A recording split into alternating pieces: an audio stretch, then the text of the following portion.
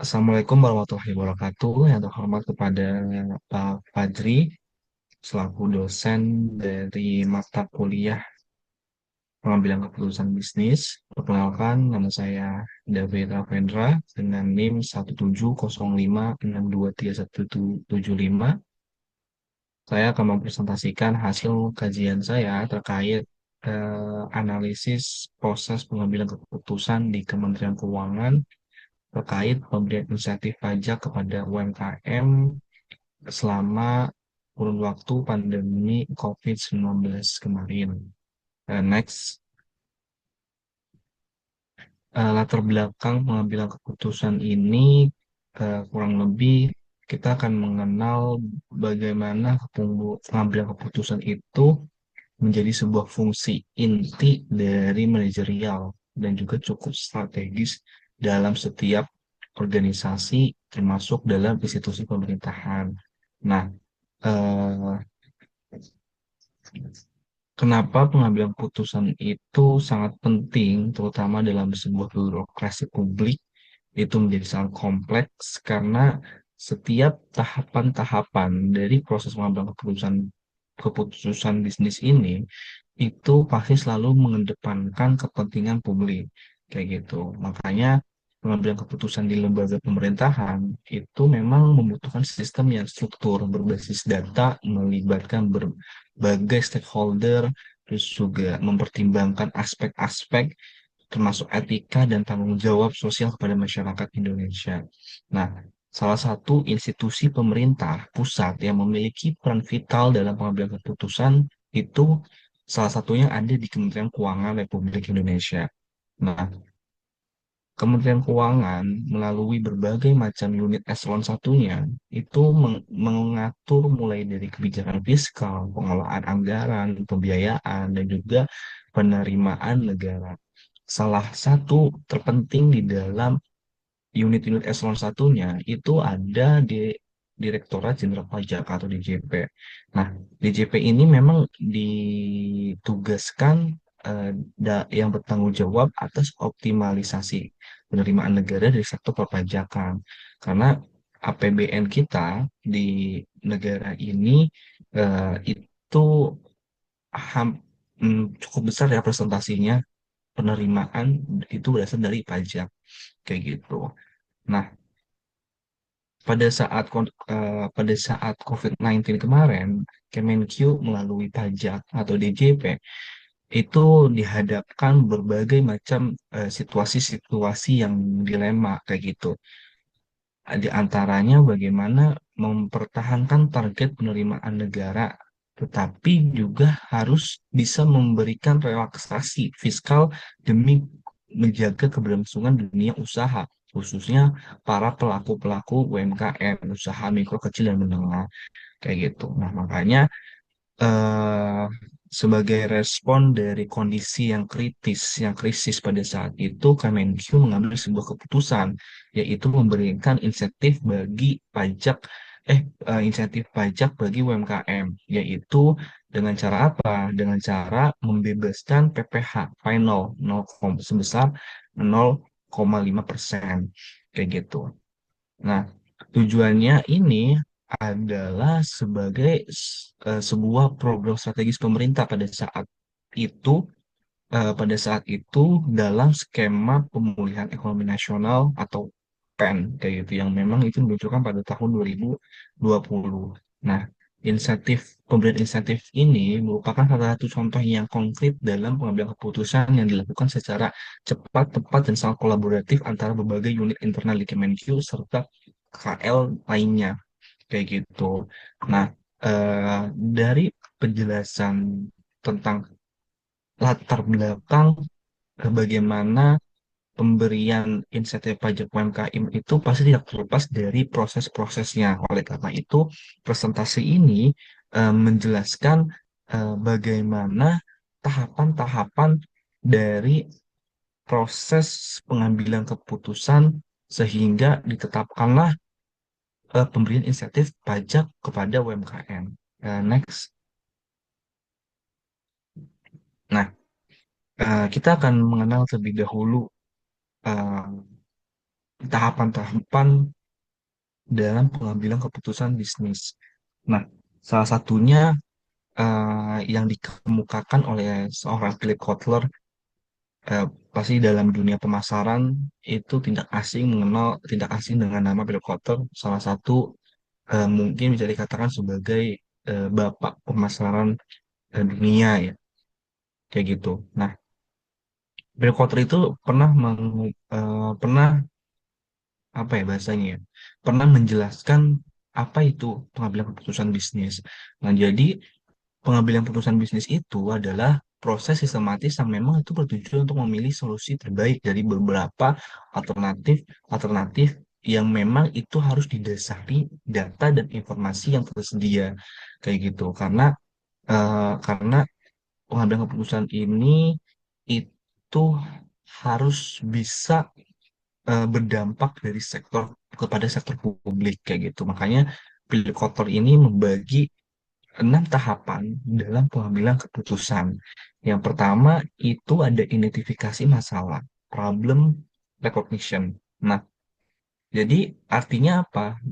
Pada tahap pertama ini, organisasi itu perlu mengenali adanya kesenjangan antara kondisi yang diharapkan dan kenyataan yang sedang terjadi, dan juga masalah harus didefinisikan secara tepat agar keputusan diambil relevan dengan situasi. Terus juga tahap keduanya adalah pengumpulan dan analisis data atau information search and analysis. Nah, pada tahap ini, ketika data dan informasi itu berhasil dikumpulkan dari berbagai macam sumber, baik dari lingkup internal ataupun eksternal, nah sehingga pada tahap ini dapat mencapai sebuah tujuan, yaitu dapat memahami akar masalah secara menyeluruh dan meminimal ketidakpastian dalam pengambilan keputusan. Terus tahap ketiga itu ada penyusunan alternatif solusi atau developing alternatif. Nah, organisasi ini menyusun beberapa alternatif tindakan yang memang bisa dapat dilakukan. Nah, alternatif-alternatif yang memang harus disiapkan itu harus bersifat realistis, terukur, dan juga sesuai dengan tujuan organisasi. Nah, terus ada pemilihan alternatif terbaik atau selecting the best alternative. Nah, dari berbagai alternatif-alternatif yang sebelumnya berhasil dikumpulkan, dipilihlah salah satu alternatif yang memang paling efektif dan paling efisien. Nah, biasanya eh, dasar pemilihan alternatif terbaik itu didasarkan kepada dampak dari jangka panjangnya. Terus habis itu tahap kelima itu ada namanya pelaksanaan keputusan atau implementing the decision, yang dimana ketika keputusan yang telah dipilih berdasarkan alternatif terbaik itu harus diimplementasikan dalam suatu kebijakan atau dalam tindakan yang nyata.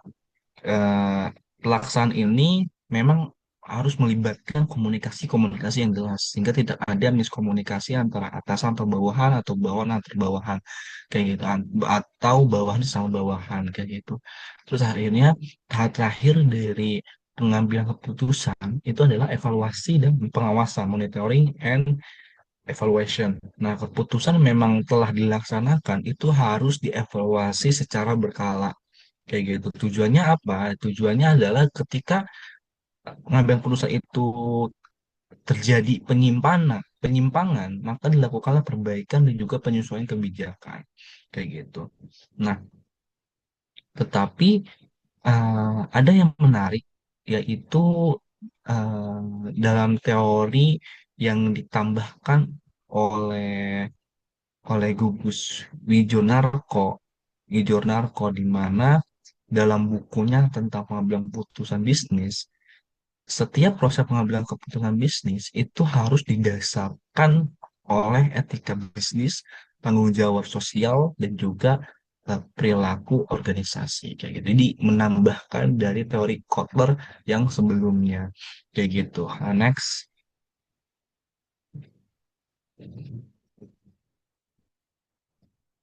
Oke. Pertama saya akan mengenalkan secara singkat profil dari Kementerian Keuangan. Nah, Kementerian Keuangan Kementerian Keuangan itu adalah sebuah lembaga pemerintahan yang memang langsung di bawah garis komando presiden dan wakil presiden memiliki peran yang sangat penting dalam mengelola keuangan negara kayak gitu. Karena apa? Karena di dalam Kemenku sendiri itu memiliki berbagai macam fungsi. Yang salah satunya ada dalam menjaga stabilitas ekonomi nasional, baik dalam pengelolaan fiskal, pendapatan negara, belanja negara, serta kekayaan negara kayak gitu. Nah, Visi Kemenq, visi Kemenq itu adalah menjadi pengelola keuangan negara untuk mewujudkan perekonomian Indonesia yang produktif, kompetitif, inklusif, dan berkeadilan untuk mendukung visi dan misi presiden dan wakil presiden. Nah, di dalam Kemenq sendiri itu memiliki 11 unit eselon 1 yang diantaranya itu ada DJA, Direktorat Jenderal Anggaran, Direktorat Jenderal Pajak, Bea Cukai, terus juga kekayaan negara, ada perimbangan keuangan, perbendaharaan, terus juga ada pengelolaan pembiayaan dan resiko, terus juga ada strategi ekonomi dan fiskal, terus juga ada stabilitas dan pengembangan sektor keuangan, dan juga ada pendidikan dan pelatihan keuangan, dan ada Badan Teknologi Informasi dan Intelijen Keuangan. Nah, dari 11 unit eselon 1 yang dinaungi oleh Kemenq itu memiliki peran pentingnya masing-masing, tetapi memang memiliki tugas fungsi yang terintegrasi antara satu dengan yang lainnya. Dan juga Kemenq juga mempunyai badan-badan non eselon kayak gitu. Nah, nah pada pada kesempatan kali ini di antara 11 unit eselon 1 yang mendukung dalam pengambilan keputusan terkait pemberian insentif pajak kepada UMKM itu ada di DJP atau Direktorat Jenderal Pajak kayak gitu. Nah, next. Nah, struktur pengambilan keputusan itu memiliki beberapa hierarki yang harus dilalui dari setiap pengambilan-pengambilan keputusan di lingkungan pemerintahan.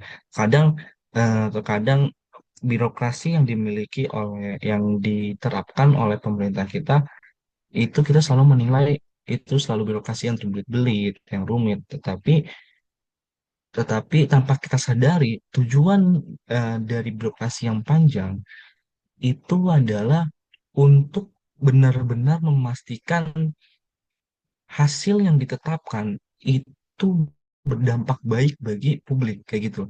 Jadi agak ada tujuan lain dalam birokrasi yang panjang ini. Nah, kita kita dalam presentasi ini kita membaginya dalam 4 level.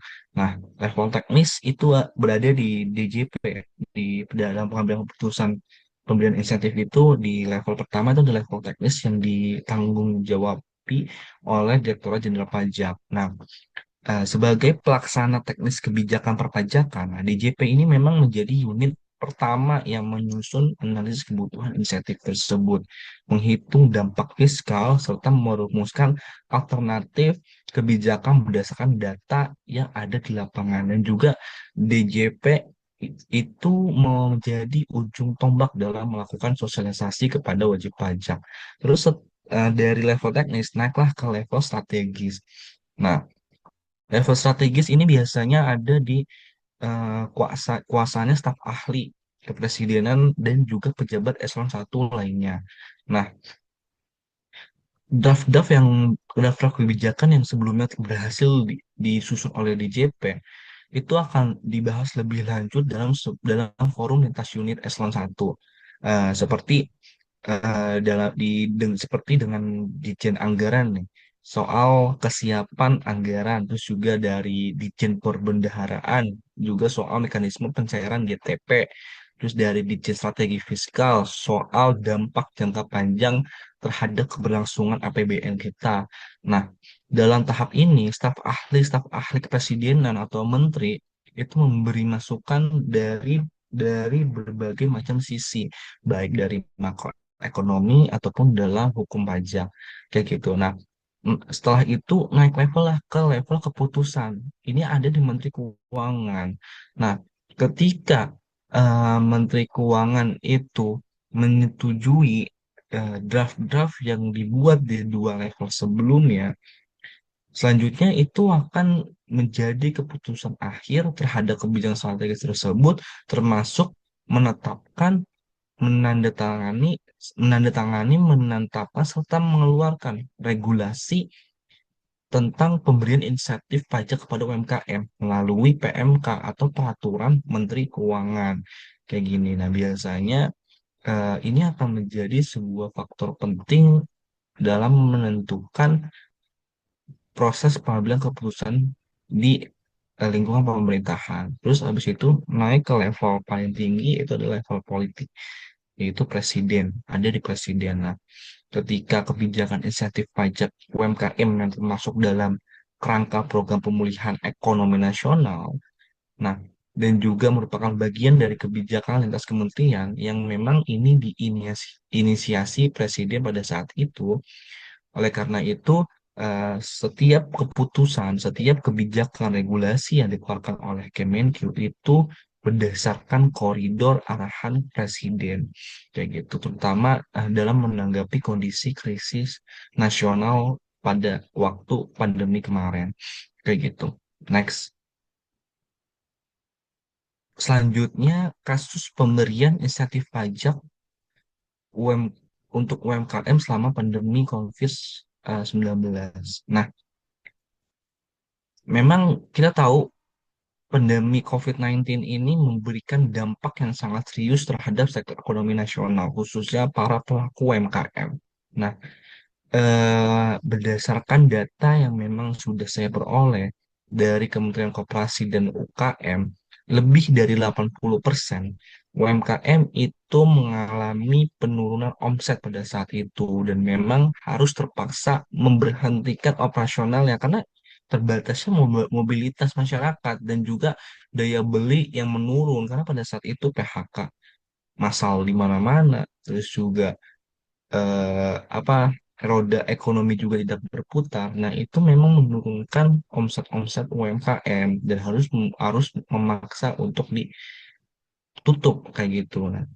Nah, sebagai respon atas krisis nasional pada saat itu, Kementerian Keuangan melalui Direktur Jenderal Pajak itu memberikan sebuah kebijakan tentang bagaimana pemerintah itu bisa memberikan sebuah insentif pajak untuk mendukung keberlangsungan dari sektor UMKM. Nah, kebijakan ini itu dituangkan dalam Peraturan Menteri Keuangan atau PMK nomor 82 garis miring PMK titik 03 garis miring 2021 yang merupakan bagian dari program strategis pemerintah pada saat itu, ya itu adalah program pemulihan ekonomi nasional atau PEN kayak gitu. Nah, bentuk insentif yang diberikan pemerintah melalui PMK itu yang pertama adanya insentif PPH atau pajak penghasilan final sebesar 0,5% bagi UMKM yang ditanggung oleh pemerintah. Terus yang kedua, pembebasan PPH 22 impor. Terus juga yang ketiga, pengurangan angsuran PPH 2025. Terus juga ada restitusi PPN itu dipercepat. Nah, seperti itu. Next, oke. Dari oke. Selanjutnya proses pengambilan keputusan bisnis yang sebelumnya disampaikan yaitu dikemukakan oleh Philip Kotler dan juga dibuktikan dengan setiap tahapan-tahapan proses dalam pengambilan keputusan bisnis, khususnya dalam studi kasus tentang pemberian insentif pajak UMKM dari pemerintah, bisa dikatakan dari 6 tahapan pengambilan keputusan yang diinisiasi oleh Kotler, itu semuanya Seluruh tahapan itu dilakukan dari mulai identifikasi masalah, pengumpulan dan analisis data, terus juga penyusunan alternatif solusi, pemilihan alternatif terbaik, pelaksanaan keputusan, dan juga evaluasi dan pengawasan. Dari keenamnya itu dilaksanakan dengan sangat baik dalam proses pengambilan keputusan pemberian insentif pajak kepada UMKM dari pemerintah. Kayak gitu. Next. Nah, konflik kepentingan yang terjadi dalam proses pengambilan keputusan tersebut pasti adanya dilema antara potensi-potensi konflik dari dua sisi kebijakan negara. Yang pertama, kebutuhan fiskal negara. Nah, sebagai otoritas fiskal itu sudah menjadi tanggung jawab Kementerian Keuangan dalam menjaga keseimbangan APBN. Nah, pasti ketika pengambilan keputusan ini akan berdampak terhadap penerimaan negara yang pasti jumlahnya itu sangat besar. Sementara negara itu juga eh, harus menghadapi kebutuhan biaya tinggi pada saat itu untuk sektor kesehatan dan juga sosial kayak gitu. Nah, ini akan menjadi dilema yang berpotensi menimbulkan konflik kepentingan.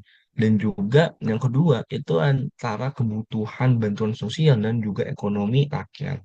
Nah, di sisi lain keterdapat desakan-desakan agar negara itu hadir membantu pelaku ekonomi kecil agar tetap bertahan. Nah, tetapi yang perlu diingat, yang perlu garis bawahi, kebijakan fiskal itu tidak lagi hanya soal penerimaan, tetapi tentang bagaimana distribusi beban dan keberpihakan sosial antar masyarakat kayak gitu. Nah, konflik kepentingan ini itu dikelola melalui analisis kebijakan berbasis data, konsultasi antar unit eselon, dan juga kelibatan antara komite PEN dan juga presiden dalam mengambil keputusan, akhirnya disepakati pemerintah memilih berpihak kepada keberlangsungan sektor UMKM, meskipun harus menanggung potensi kehilangan pendapatan dalam kurun waktu jangka pendek, kayak gitu. Nah,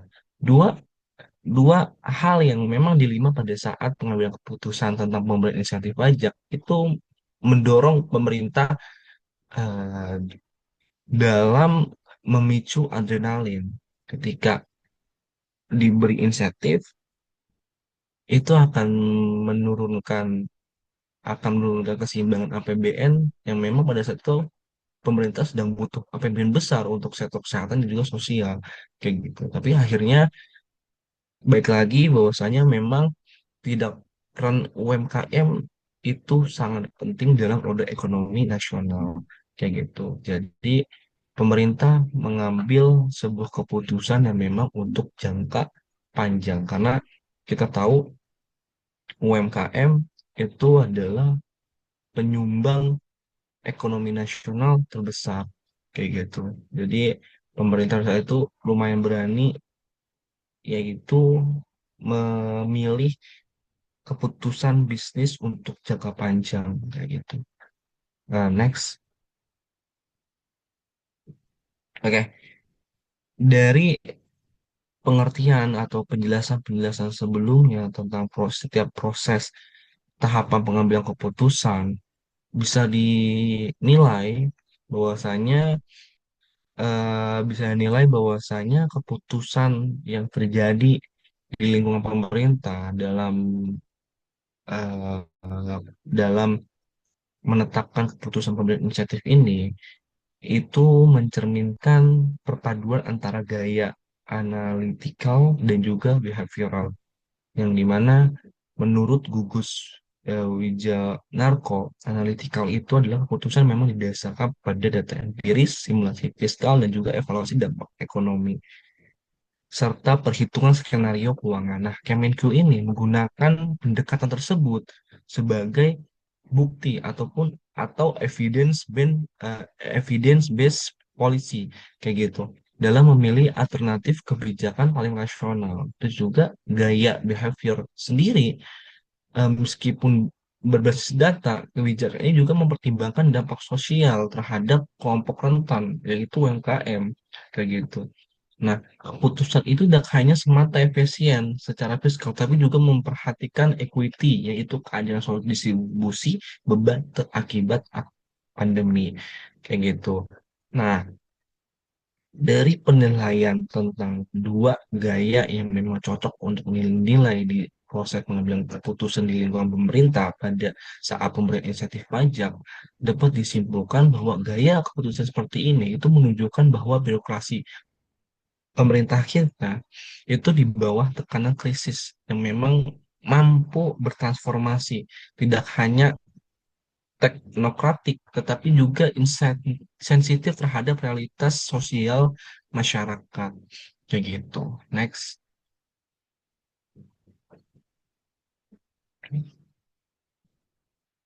Oke. Kesimpulan pada presentasi kali ini, dari penjelasan-penjelasan sebelumnya kita dapat menyimpulkan bahwa pengambilan keputusan terkait insentif pajak UMKM dari pemerintah khusus yang ditanggung jawabi oleh Kemenq merupakan contoh yang sangat nyata bagaimana teori dapat diimplementasikan secara praktis dalam sebuah birokrasi pemerintahan. Memang memang eh, proses pengambilan keputusan tersebut harus melibatkan atau mengkoordinasikan dengan lintas instansi, tetapi implementasinya itu dapat berdampak bagi seluruh masyarakat, kayak gitu.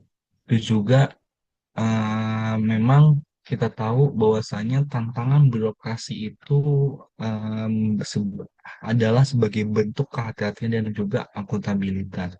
Oleh karena itu, kolaborasi lintas unit, baik dalam lingkup unit eselon 1 ataupun antar lintas kementerian lembaga, kayak gitu, itu hadir hadir dengan harapan pemimpin-pemimpin yang memang memiliki visioner yang bagus, kayak gitu. Karena pemimpin-pemimpin ini yang akan menjadi sebuah kunci terhadap sebuah keputusan yang memang akan diambil oleh pemerintah. Salah satunya hasilnya adalah pemberian insentif tersebut. Sehingga eh, hasilnya itu akan berdampak bagi pemerintah pada saat itu. Dinilai bahwasanya keputusan fiskal itu memang ditujukan untuk masyarakat Indonesia. Kayak gitu. Next. Oke. Mungkin sekian presentasi terkait analisis proses keputusan bisnis pada studi kasus pada studi kasus pemberian insentif pajak UMKM oleh pemerintah. Kurang lebihnya mohon maaf. Assalamualaikum warahmatullahi wabarakatuh.